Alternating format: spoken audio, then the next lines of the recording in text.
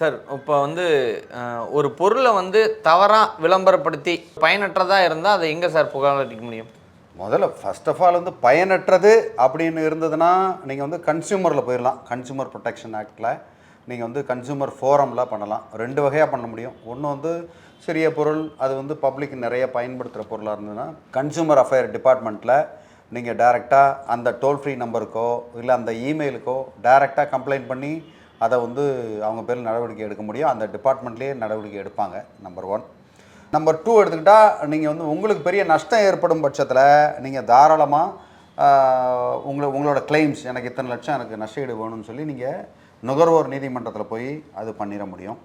இது தவிர அவங்க இதெல்லாம் வந்து அவங்களோட கவனக்குறைவுன்னு வச்சுக்கலாம். ஆனால் இதே வந்து ஒரு சிலது குற்றவியலாக இருக்கும்.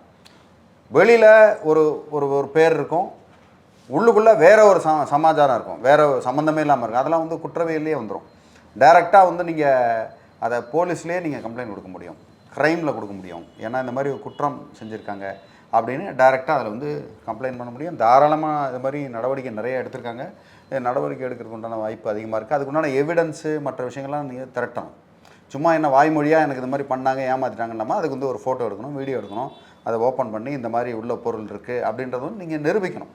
அதில் ஸ்பெசிஃபிகேஷன் இருக்கும். அந்த ஸ்பெசிஃபிகேஷன் படி இருக்கா அப்படின்னு பார்த்தா அந்த ஸ்பெசிஃபிகேஷன் படி இல்லைன்னா நீங்கள் தாராளமாக நுகர்வோர் நீதிமன்றமோ இல்லை அவங்க குற்றம் வேணும்னே தவறு பண்ணியிருக்காங்கன்னா நீங்கள் போலீஸ்லேயே நீங்கள் வந்து அவங்கள கம்ப்ளைண்ட் பண்ணி கண்டிப்பாக அவங்க பேர் நடவடிக்கை எடுக்க முடியும். சார் இது இப்போ நடவடிக்கை எடுக்கலாம் அப்படிங்கிறது தெரிஞ்சுக்கிறோம் சார். ஆனால் வந்து இதில் வந்து ஒரு செலிபிரிட்டி நடிக்கிறாங்க இந்த விளம்பரத்தில், அதனால அது மார்க்கெட் வந்து பயங்கரமாக எக்ஸ்போஸ் ஆகுது. ஸோ எல்லாத்துக்கும் தெரியுது, அதனால மார்க்கெட் ரீச் கிடைக்குது அப்படிங்கிறது.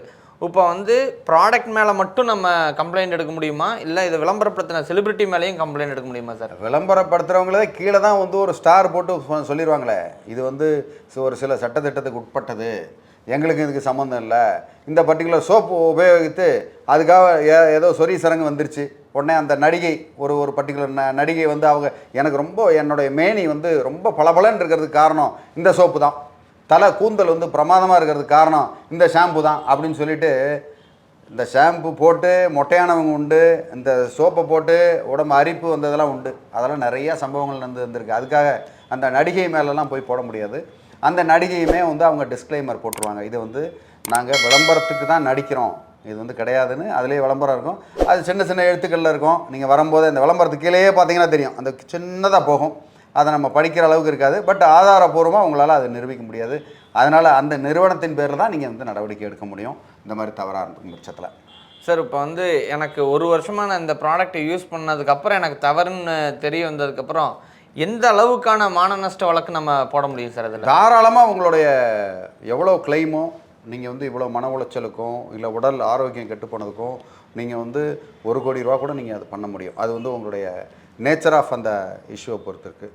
ஸோ அதெல்லாம் வந்து நீங்கள் தாராளமாக நுகர்வோர் நீதிமன்றத்தில் போய் நீங்கள் அதை கம்ப்ளைண்ட் இது பண்ண முடியும். அதை வந்து நீங்கள் அதுக்கேற்ற மாதிரி நீங்கள் அந்த மெடிக்கல் சர்டிஃபிகேட்ஸு நமக்கு பாதிப்பு உள்ளானுச்சுன்னா என்ன பாதிப்பு உள்ளானுச்சு அப்படின்னு சொல்லி நீங்கள் அதை ஆராயணும். ஏன்னா ஒன்று ஒரு வகைப்படும். அதுக்கு வந்து மருத்துவர்கள் அது சம்மந்தமான நிபுணர்கள் வந்து அவங்களுடைய சர்டிஃபிகேஷன் இருந்து அதுக்குண்டான ஆதாரங்களை நீங்கள் திரட்டி, ஒரு சில இதெல்லாம் பார்த்தீங்கன்னா நீங்கள் வந்து பிளட் சாம்பிள்லாம் எடுப்பாங்க. பிளட் சாம்பிள் எடுத்து இந்த இடத்துல இதை பண்ணதுனால உங்களுக்கு இந்த மாதிரி ஒரு நோய் வந்திருக்கு அப்படின்றதெல்லாம் வந்து கண்டுபிடிச்சி சொல்லக்கூடிய அளவுக்கு இருக்குது. அது ஸ்பெசிஃபிக்காக வேணும்னா அந்த நிபுணர்கிட்ட நீங்கள் கேட்டிங்கன்னா அந்த ஆதாரங்களை திரட்டி தாராளமாக நீங்கள் வந்து செய்ய முடியும். சார் இப்போ யாராவது நம்ம குறிப்பிட்டு இந்த பிராண்ட் இந்த தப்பு பண்ணுறாங்க அப்படின்னு குறிப்பிட்டு பதிவு செஞ்சு உங்கள்கிட்ட கமெண்ட்டில் சொன்னால் நீங்கள் அதுக்கு நடவடிக்கை எடுத்து தர முடியுமா? எந்த மாதிரி பிராண்டுன்னு சொல்கிறீங்க? எந்த மாதிரியான பிராண்டு நீங்கள் சொல்கிறீங்க சார்? இப்போ உதாரணத்துக்கு சோப்புன்னு நம்ம சொன்னதுனால சோப்பு இந்த பிராண்டு நேமில் அப்படின்னு சொல்லி ஒரு கமெண்ட்டில் சொல்லி ஆதாரங்கள் திரட்டி கொடுத்தா நீங்கள் அதை வந்து கம்ப்ளைண்ட்டாக எடுத்து பண்ணித்தர முடியுமா? கண்டிப்பாக பண்ண முடியும். எந்த பிராண்டு இல்லையோ அதெல்லாம் நம்ம இல்லை. நமக்கு அதுக்குண்டான நீங்கள் எந்த பொருள் நீங்கள் பயன்படுத்துனீங்க, எந்த பிராண்டு, அதுக்குண்டான பில்லு, ஓகே, அதுக்கப்புறம் பாதிப்பு ஏற்பட்டுச்சுன்னா பாதிப்பு அதுக்குண்டான ஆதாரங்கள், மெடிக்கல் சர்டிஃபிகேட்ஸு, அதுக்கு என்ன ப்ரிஸ்கிரிப்ஷன் என்ன பண்ணாங்க, அதுக்குண்டான ஆதாரங்கள், அதெல்லாம் வந்து நீங்கள் திரட்டி கொடுத்தீங்கன்னா தாராளமாக அவங்க பேரில் நடவடிக்கை எடுக்கலாம். இதில் ஒரு சில நேரங்கள் எப்படின்னா ஒரு பிராண்டில் இருக்கும், அந்த பிராண்டு வந்து அதே மாதிரி டூப்ளிகேட்டாக பண்ணி வேற ஒருத்தவங்க வந்து அந்த உள்ளே இருக்க பொருளே வேறு மாதிரி மாற்றி பண்ணுவோம். அதெல்லாம் குற்றவியலில் வரும். அதெல்லாம் பியூர்லி அது க்ரைமில் வரும். அதில் வந்து பக்காவாக அதெல்லாம் கிரிமினல் கேஸாக ஃபைல் பண்ணி தான் அவங்க பேரில் நடவடிக்கை எடுக்க முடியும். அவங்க பேர்லேயும் நீங்கள் கிளைம்ஸ் வாங்க முடியும், அதுக்கப்புறம் காம்பன்சேஷன் வாங்க முடியும் தாராளமாக. மேலும் இது சம்மந்தமான வேறு ஏதாவது பிரச்சனைகள், இதே சிமிலரான பிரச்சனை இல்லை, இதில் தீர்வு இல்லை, அதுக்கு உண்டான தீர்வு என்ன, எந்த நீதிமன்றம் போகிறது, எந்த அத்தாரிட்டி போகிறதுன்னு உங்களுக்கு சந்தேகங்கள் இருந்தால் தாராளமாக நீங்கள் கமெண்ட் பண்ணி கேட்கலாம். அதுக்கு வந்து புதுசாக கூட வீடியோ என்னால் போட முடியும். இல்லைனா உங்களுக்கு வந்து அதுக்குண்டான தீர்வை எனக்கு பர்சனலாக நீங்கள் சொல்லுங்கள் அப்படின்னாலும் வாட்ஸ்அப் பண்ணுங்கள், உங்களுக்கு உதவுறதுக்கு காத்துக்கிட்டு இருக்கேன். நன்றி, வணக்கம்.